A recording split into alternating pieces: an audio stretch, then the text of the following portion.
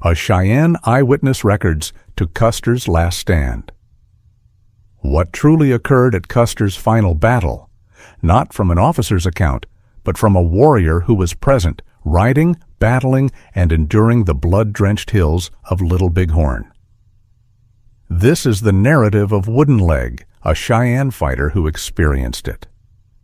Woodenleg, a Cheyenne brave, participated in the 1876 Battle of Little Bighorn. First called Kensito, he received his new name following a leg injury from a clash with the wooden prosthesis. As a Northern Cheyenne member, he was a respected combatant. He fought in several engagements against U.S. forces, including the confrontation with Custer's 7th Cavalry at Little Bighorn. After the fight, he fled to Canada with other braves before finally coming back to live on the Northern Cheyenne Reservation in Montana, where he died in 1940. Woodenleg is known for sharing his memories of Little Bighorn with scholars, providing a vital Native American account of the engagement. His testimony has been kept in writings and documents, offering a unique outlook on this pivotal historical event. Please remember to like and subscribe to help our community expand. I was sleeping when an abrupt sound woke me suddenly. Something in the noise frightened me. I sat up, listening intently. My brother Yellowhair also awakened. We both jumped up. Confusion had broken out across the camps. Distant gunfire reverberated. We hurried from the timber to gain a better view. The firing appeared to originate from the village's upper end. Our people were dispersing, some running west toward the hills, others hurrying downstream. Women cried out, warriors yelled, and elders shouted alerts. "Soldiers are here! Young men, protect us!" We ran to our lodge. Fear permeated the atmosphere.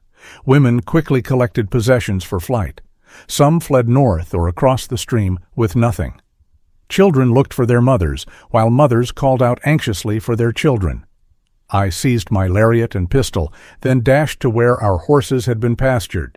I noticed 3 young herders. One was catching grasshoppers. The other 2 cooked fish over a tiny flame. I yelled the alert and inquired about the horses. Without speaking, they jumped onto their tied ponies and galloped toward camp. At that moment, Bald Eagle's voice cried out, telling them to fetch the horses fast. 2 additional boys were already driving them in. I was breathing heavily. Running had never been my skill. I could walk for great distances, but running quickly wore me out. I walked back to our lodge. My father, Many Scars, had already gotten my preferred horse from the arriving herd. I dumped out my war bag and got ready to fight. I ripped off my regular garments and put on a fresh set of leggings, a present from an Oglala Sioux. A nice cloth shirt followed. I pushed away my old moccasins and stepped into beaded ones. My father placed a blanket over my horse and made a bridle from the rawhide lariat, keeping the creature calm. "Hurry," he insisted. I worked as quickly as I was able, but still required more moments. I grabbed my paints and a mirror. Carefully, I painted a blue-black ring around my face, coloring it with red and yellow. I brushed my hair, securing it with a buckskin thong. Bullets, caps, and my powder horn were the last additions. "Hurry," my father repeated. So I left my hair loose and without grease. I jumped onto my horse and charged after the other braves. My sibling had already rushed ahead. He wore a buckskin shirt decorated with crow hair, but heavy dust filled the sky, restricting my vision. I followed the crowd of mounted warriors rushing onward. We moved through the Oglala camp, where countless riders surrounded the soldiers who fired without pause. We replied with a hail of arrows. I rode with the Sioux, moving around the soldiers until we blocked their escape route. By that time, they'd hidden in the woods, some with Crow or Shoshone scouts. Most had already run. Our warriors advanced nearer, showering arrows into the trees. Gunfire answered back, but we kept our position. More combatants came, surrounding the grove. Dead soldiers were scattered in the grass and sage. The remainder would not last much longer.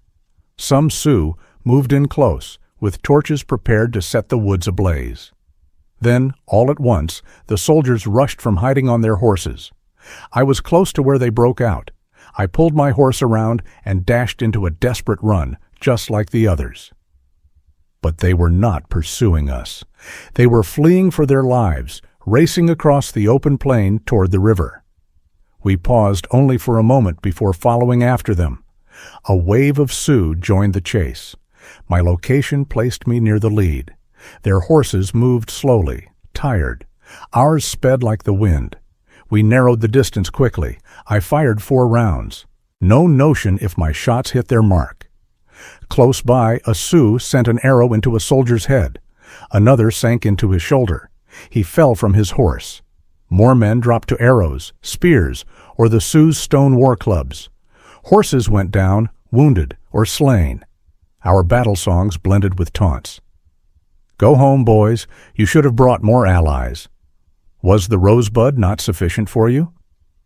Little Bird and I focused on one soldier. He wore a long war bonnet, riding just in front. We flanked him, Little Bird on his right, myself on his left, lashing his horse on its back. It seemed dishonorable to shoot him, and I had to conserve bullets. But he turned in his saddle and fired into Little Bird's leg. Furious, I slammed my whip's elk antler handle hard against his head. The impact dazed him. I seized the rifle slung on his back, yanking it away as he sank to the earth. I left him there, alive or deceased, I did not know. The wave of fighters swept me ahead, though now I gripped a soldier's rifle, useless without any rounds. 3 cavalrymen broke from the confusion, riding back up the valley toward their first position. Sun Bear, Eagletail Feather, and Little Sun, 3 Cheyenne, joined Sioux riders in the chase. This is what they later told. One soldier turned toward the river and disappeared into the woods. The other 2 sped south. One veered right into a ditch where he was trapped and killed at its top. The final man raced for Reno Creek, then turned sharply, heading back to the trees across from the creek's exit. He got off his horse and hid in the brush. Sioux and Cheyenne surrounded him. They said he fought hard, firing his revolver empty before dying. At the same time, Crooked Nose, a Cheyenne, and Sioux warriors pursued a war bonnet scout who fought with the soldiers. The pursuit went on foot through a marshy area, then into the northern forest. After exchanging gunfire and frantic evasion, the enemy scout was killed. I missed all this. I was occupied chasing soldiers fleeing into the river. Warriors crowded the shores, clubbing and shooting as troopers struggled in the water. I will never know how many died in that place. I swung my taken rifle like a club, striking 2 soldiers from their horses into the flow.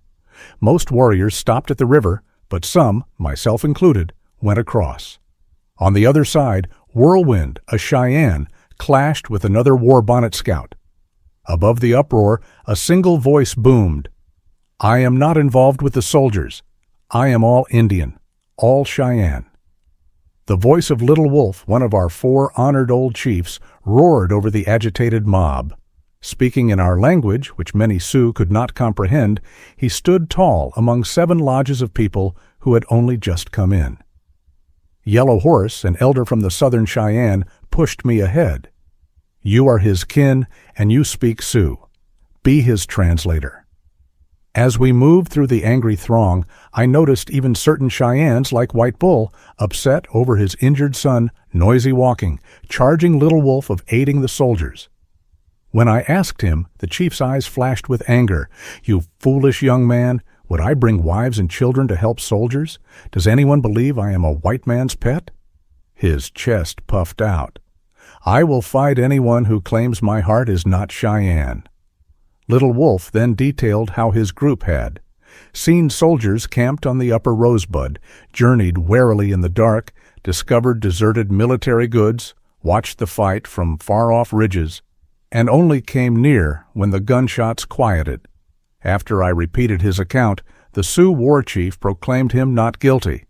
Though a few muttered about his belated appearance, the danger ended when Little Wolf's women handed out valuable reservation sugar and coffee to ease the strain. That afternoon, our people performed holy burials. Lame white man was given honors worthy of a chief. I aided in laying his stiff body in a mountain crack gently, first preparing a protected niche, second enveloping his form in blankets and a buffalo hide, third closing the resting place with smooth rocks. In both Sioux and Cheyenne camps, sorrow ran deep. Mothers and sisters cut their arms in ceremonial grief, while the burned frames of mourning tents smoldered under the night sky. Even the normal campfires were scarce, kindled only for food or the serious burning of the dead's possessions. While some young men still clashed with the remaining soldiers cornered across the river, others came back weary from the battle. Elderly men rode through the villages, their throats raw from singing brave heart songs and calling for courage. But this was a time for caution, not for daring. 5 of us, Big Nose, Yellow Horse, Little Shield, Horse Road, and myself, took shifts patrolling through the darkness. Once, crawling to the tall cliffs that overlook the soldiers' sanctuary, we saw them clustered beneath. Though we could have shot them, we kept our fire. Our task was to watch, not to start a fight. When reinforcements finally arrived, I did not look for my family. Instead, I let my horse go and fell onto a patch of dense grass, my fatigue heavier than the morning dampness. The earth itself seemed to wait, holding still for sunrise. This tale is only one strand in the weave of that day, a story not just of victory, but of loss, watchfulness, and the indomitable will of our people. If you wish to draw nearer to the realities of the Great Sioux War, remain with me. There are more fights to recall, more stories to respect. Until that time, may your journey be smooth and your mind receptive to the whispers of the past. If you want to listen to further Native accounts from history's forgotten conflicts, press the like button, subscribe, and notification bell. The voices from long ago still have tales to share.